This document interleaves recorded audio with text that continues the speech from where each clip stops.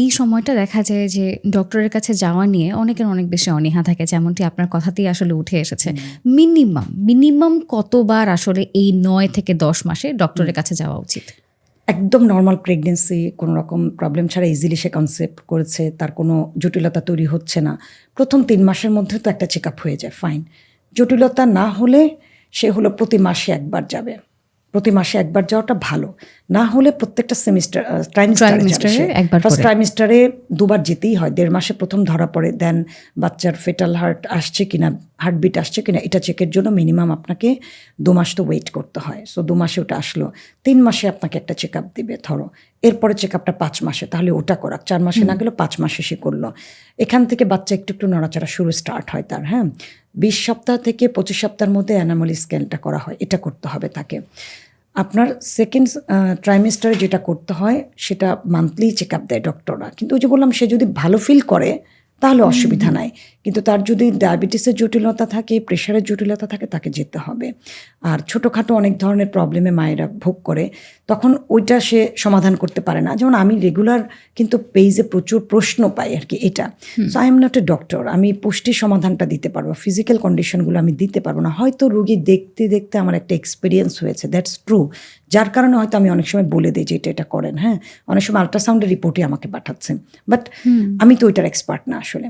তো এই জন্য অ্যাটলিস্ট 3টা ট্রাইমেস্টারে 3 বার তো তিনি যাবে, এটা হলো মিনিমামটা বলেছি। বাট শেষের দিকে, শেষ ট্রাইমেস্টারে কিন্তু 7 দিন 15 দিনেই যেতে হয়, ওয়েট ঠিক আছে কিনা, নড়াচড়া। তো আমি বলি যে মা যদি স্মার্ট হয়, মিনিমাম পড়াশোনা করে, তাহলে সে 3 থেকে 5 বার যদি ফলো আপ দেয়, তাতেও কিন্তু তার হয়ে যাবে। তো এই সময়টা অনেক সময় দেখা যায় ফিজিক্যাল অ্যাক্টিভিটি করতে অনেকে নিষেধ করে, এটা করা যাবে না, ওটা করা যাবে না। সুস্থ মায়ের জন্য ফিজিক্যাল অ্যাক্টিভিটি, এক্সারসাইজ বা যোগা যেটাই আমরা বলি, কতটা ইম্পর্ট্যান্ট? খুবই খুবই ইম্পর্টেন্ট। যারা নর্মাল ডেলিভারি চায় তাদের জন্য তো ম্যান্ডেটারি। হ্যাঁ, সবার জন্য এটা ম্যান্ডেটারি। মা ফিট থাকে তখন, অতিরিক্ত ওজন গেইন করার কোনো দরকার নেই। বাচ্চার ওজনটুকু আমরা চাই। মায়ের মাসেল স্ট্রেংথ এবং বোনস স্ট্রেংথটা বাড়ানোর জন্যই প্রেগনেন্সি যোগা করতে হয়। প্রেগনেন্সি যে নর্মাল প্রেগনেন্সিতে বাইরের দেশে সাঁতারও কাটে, কোনো বিষয় না। সো বাংলাদেশে যেহেতু ভয় পায়, আমি নর্মাল হাঁটার কথা বলি যে অ্যাটলিস্ট প্রতিবেলা খাবারের পর 10 থেকে 15 মিনিট করে আপনি হাঁটেন। হ্যাঁ, ইভিনিংয়ে আসর থেকে মাগরিব এই টাইমটাতে আপনি 30 থেকে 35 মিনিটস হাঁটেন। হ্যাঁ, এই হাঁটাটা খুব জোরে জোরে জগিং না, নর্মাল হাঁটাতে থাকবে। ব্লাড সার্কুলেশন ভালো থাকে, অক্সিজেন সাপ্লাইটা তার ভালো থাকে, বাচ্চার হার্ট সহ মায়ের হার্ট এভরিথিং হেলদি থাকে। তাহলে মায়ের গর্ভকালীন সময়টা নিয়ে বিস্তর আলোচনা হলো। টাফেস্ট পার্ট হচ্ছে মা হয়ে যাওয়ার পর, ওই টপিকটাতে আমি আসতে চাই।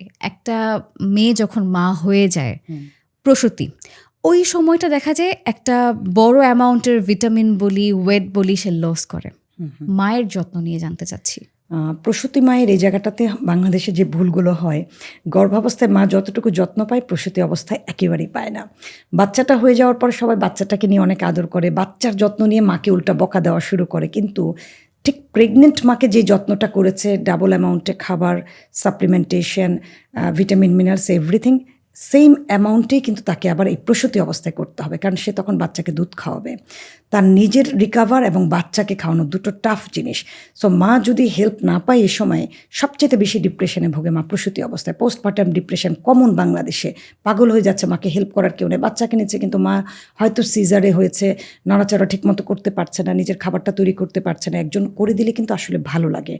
এখন সবসময় আপনার হেল্পিং হ্যান্ড পাবেন এটা আসলে ঠিক না। অনেক সময় শুধু হাজব্যান্ড ওয়াইফে থাকে, এখানে দুজনের কমিউনিকেশন খুব ইম্পর্টেন্ট। অনেক সময় হাজব্যান্ড অফিসে যাওয়ার আগে মাকে রেডি করে দিয়ে যেতে পারে, বা দুজনের একটা মেন্টাল সেট আপ থাকতে হবে। এই জন্য আমি বলি যে মেয়েদেরকে মেন্টালি স্ট্রং হতে হবে। আমাদের দেশের মেয়েরা প্রত্যাশা করে বাচ্চা হওয়ার পর শাশুড়ি পালবে, ননদ পালবে, অথবা নিজের মা আসবে, বোন আসবে, ডিপেন্ডেন্ট। সো এটা হওয়া যাবে না। ফ্রম দ্য বিগিনিং এই জায়গা থেকে বের হয়ে চলে আসতে হবে যে আমার বাচ্চা আমাকেই পালতে হবে, আমাকেই স্ট্রং থাকতে হবে, কেউ আমাকে খাবার আগিয়ে দেবে না, আমাকে তৈরি করে খেতে হবে। আমি এই থেমে বিশ্বাস করি। তাহলে না, এক্সপেকটেশন না থাকলে আর ওই যে ডিপ্রেশনটা তার হবে না। তার মাথায় থাকতে হবে বাচ্চাটা আমার ভাই, আমাকেই পালতে হবে।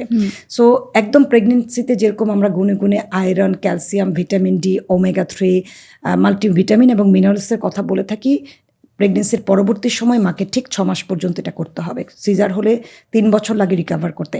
নর্মাল ডেলিভারি তো মায়ের কাছ থেকে যে বাচ্চা নিউট্রিশন নিয়েছে, মাকে একদম পরিপূর্ণ জায়গায় আসতো। আমরা কেন 3 বছর পরে আরেকটা বেবি নিতে বলে? মা প্রপার আবার তার ফিটনেসটা ঠিক আসুক এই জন্য। বাট নর্মাল ডেলিভারিতে মা ডেলিভারির কয়েক ঘন্টার মধ্যেই আবার ইজি মুভমেন্ট করতে পারে, কিন্তু নিউট্রিশনের কোনো বিকল্প নাই। নিউট্রিশন তাকে ওনার যদি সিজারও হয় সেই পরিমাণ পাবে, উনি নর্মাল ডেলিভারি দিলেও সেভাবে ওনাকে নিউট্রিশনটা নিতে হবে। ভিডিওটি ভালো লাগলে লাইক, কমেন্ট অ্যান্ড শেয়ার করুন।